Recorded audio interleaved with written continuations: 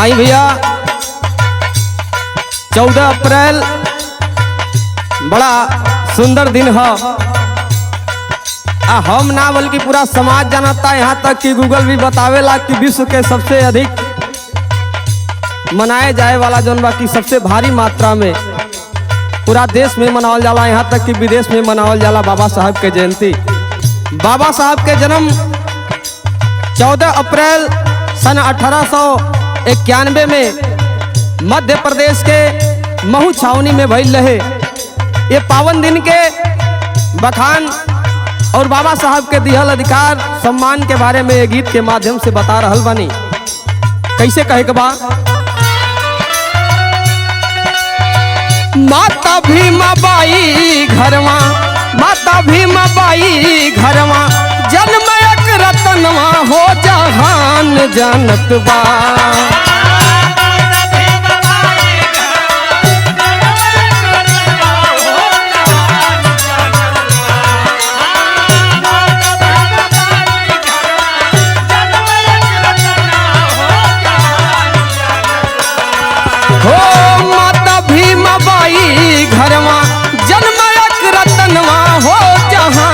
जानत बा त भइल बहुजन के भगवान हो जहान जानत बा।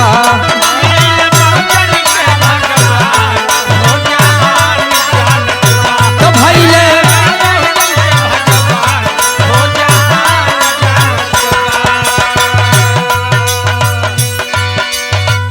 और माता भीमाबाई के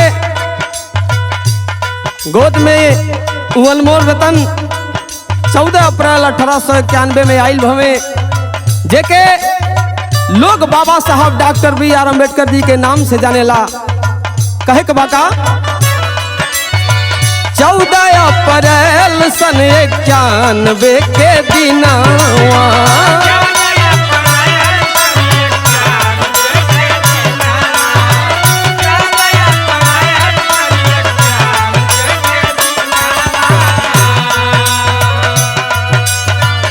भीमा माई गोदिया जन्मे भीम ललनवा,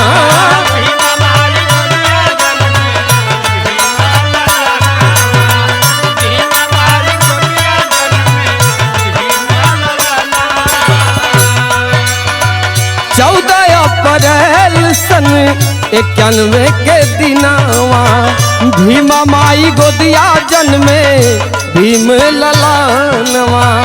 बाबा साहेब नाम से, बाबा साहेब नाम से मिलल पहचान हो जहान जानत बा।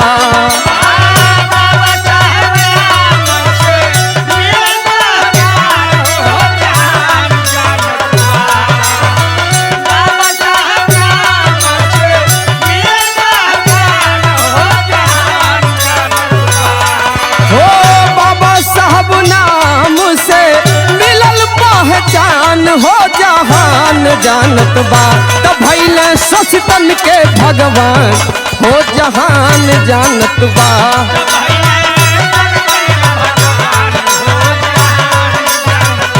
त भइल बहुजन के भगवान हो।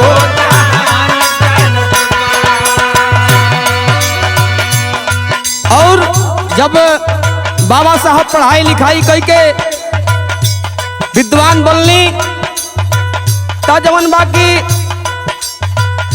सबसे पहले अपने समाज पे ध्यान देली कि हमार समाज इतना दब के, इतना जवन बाकी अज्ञानता के साथ जीवन बितावता। यह बात के सबसे पहले जवन बाकी बाबा साहब ध्यान देली। कहली का कही के बा? हो पढ़ी लिखी बाबा दिहले दलितन पे ध्यान हो,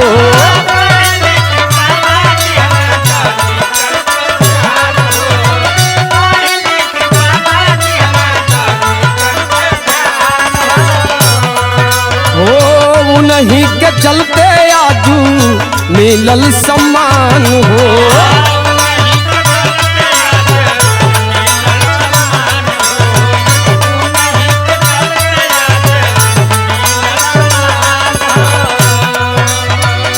पढ़ी लिखी बाबा दिहले दलितन पे ध्यान हो। उन्हीं के चलते आजू मिलल सम्मान हो। केतना विरोधियन के तुरल गुमान हो जहान जानत बा।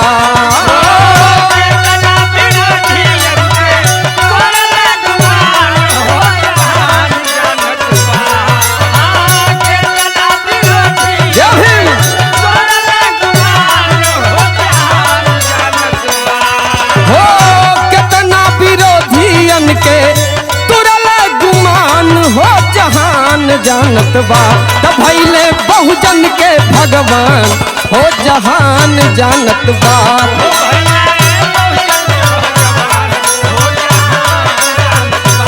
भइले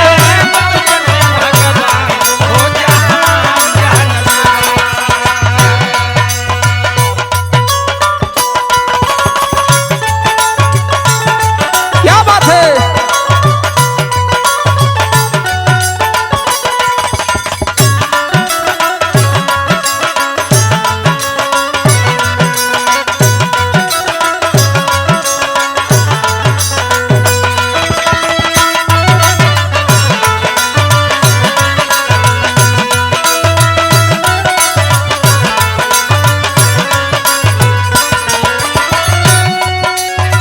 रच संविधान सबके हकवा दिलवले।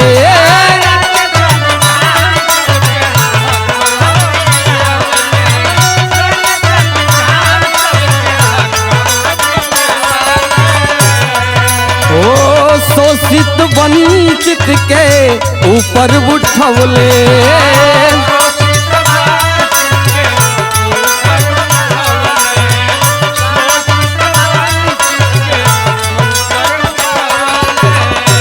कहल गईल बाबा साहब कहली कि गुलाम को यदि उसके गुलामी का एहसास दिलाया जाए तो निश्चित रूप से स्वतंत्र होना चाहेगा। जो बरसों से गुलाम थे समाज, उस समाज को बाबा साहब ऊपर उठाने का काम किए। एह नाते से कहे पल का हो रची संविधान सबके हक दिया बहले। शोषित वंचित के ऊपर उठवले। फूकी दिहल मुर्दन में फिर से परान हो जहान जानत बा।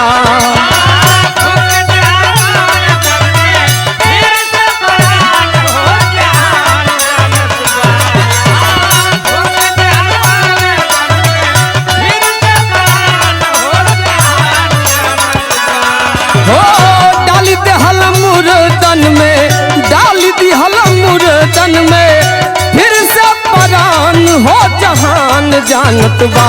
त भइले बहुजन के भगवान हो जहान जानत बा।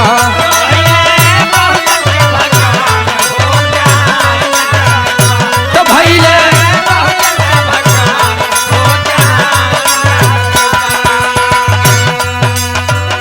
बदल विचार धम के राह अपनावा।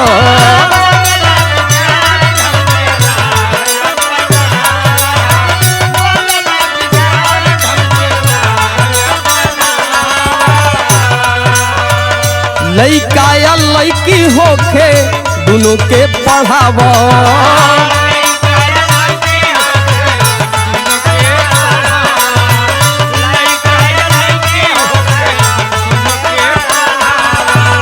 बाबा साहब कहत रहली कि तुम्हारे पैर में जूते भले ना हो लेकिन हाथ में किताब जरूर होना चाहिए। एक रोटी कम खा लेकिन घर में चाहे बाबू होके बहिनी होके दोनों लोग के पढ़ावल बहुत जरूरी बा।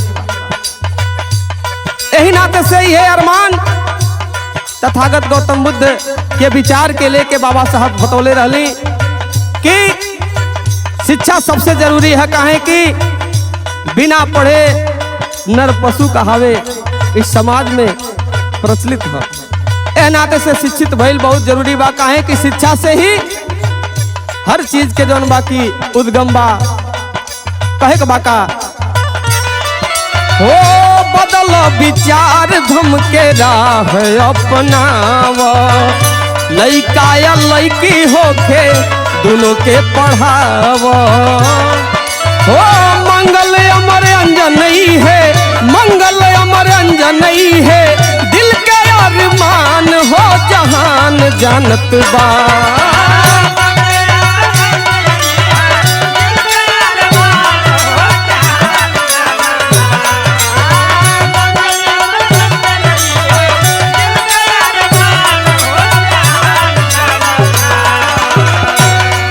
हमरे ये गीत के लेखक सदैव मंगल जी, उन्हों के भी अरमानी है बा।